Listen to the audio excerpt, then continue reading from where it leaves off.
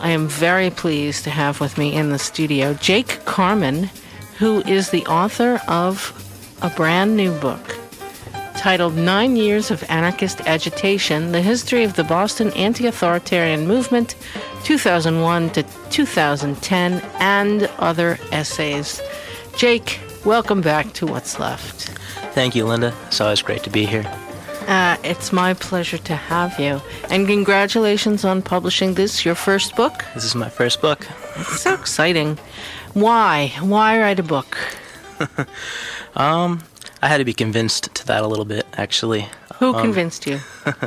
A good friend of mine named James Herod. Most of these writings had already been completed. They were written for the Boston Anti-Authoritarian Movement newsletter, which we published from 2007 to 2010 every month. And I wrote about 2 or 3 articles per issue. Wow, that's a lot. And when I started writing the history of BAM, which is about a third of this book, is a history about the organization that published that newsletter and did a lot of other interesting things in Boston, I was looking back at what we had done in the past decade and thinking about what the implications were for the next decade. And James convinced me to put them all in a book and offered to edit, and was really the reason why the book was ever completed.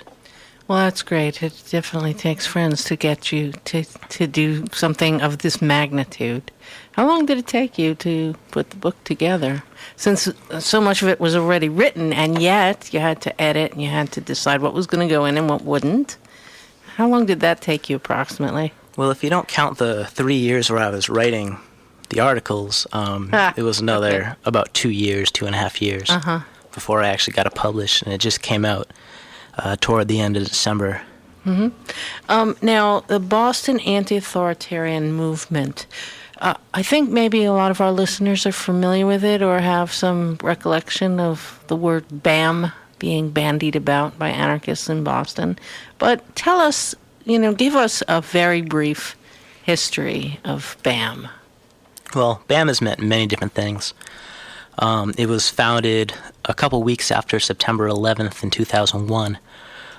Anarchists in Boston figured that there would be a march towards war, which of course happened, and we're still kind of on it. But what they did was bring together different anarchists from different perspectives into a coalition to oppose the war. So it lasted as a sort of loose coalition for a couple of years.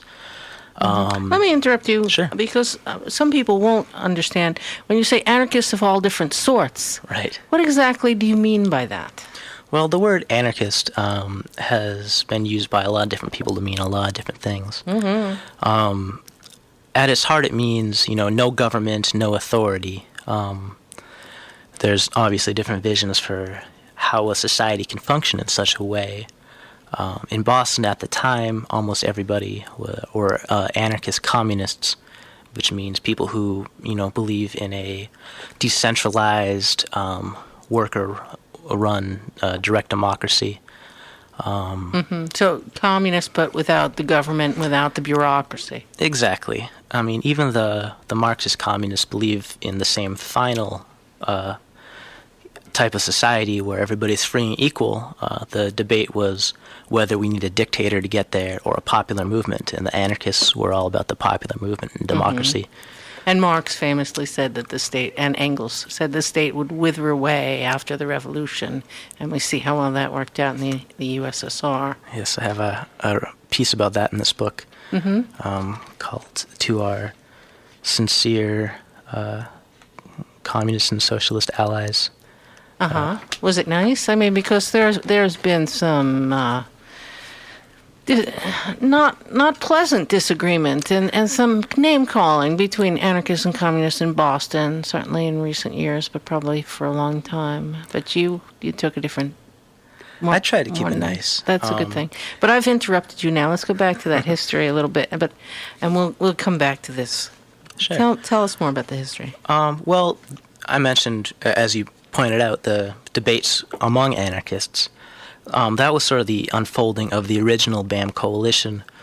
It reduced it to a couple of members who wanted it to, instead of being a coalition, to be its own specific anarchist group that would still be inclusive of all the different perspectives within anarchism, but to be a collective as opposed to a coalition. And that really lasted from about 2002 till 2010 when it folded. So it did move away from being specifically focused on anti-war movements and encompassed a lot more than that. And really the main focus of BAM throughout its years was to use fun, public spectacle type events to introduce people to more radical ideas that they might not otherwise experience. Mm-hmm.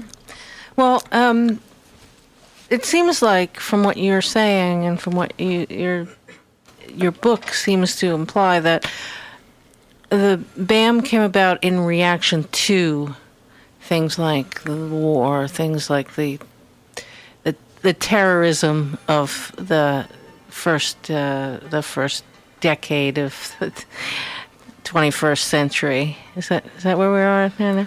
There's a lot of phones ringing. Just ignore all that. But it must be more than just a reaction. It must also be a positive, right?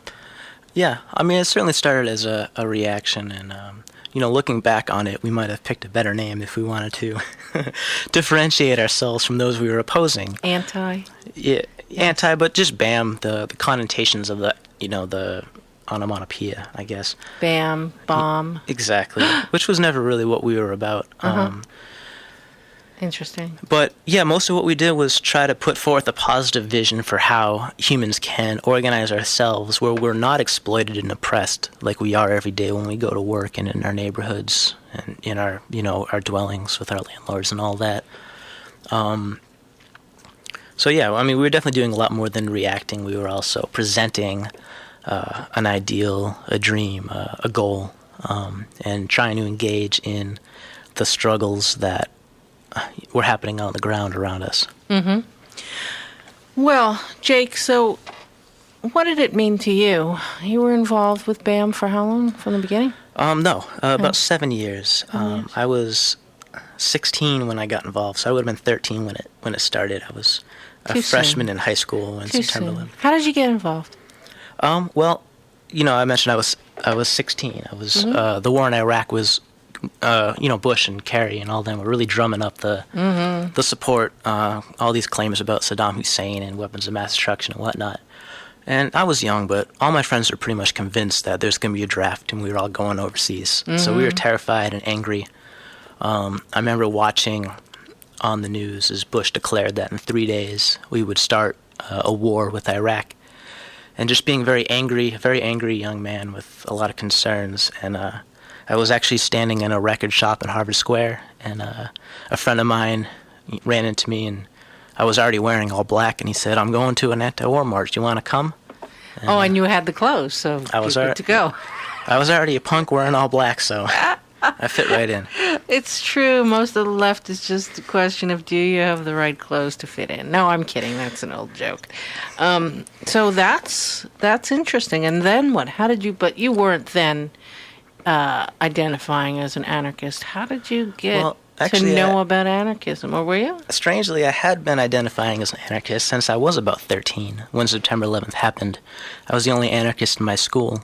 I bet you were. I didn't quite understand it, maybe. I had actually learned about anarchism through Kurt Cobain and the band Nirvana, which I've never met another anarchist who had the same introduction to it.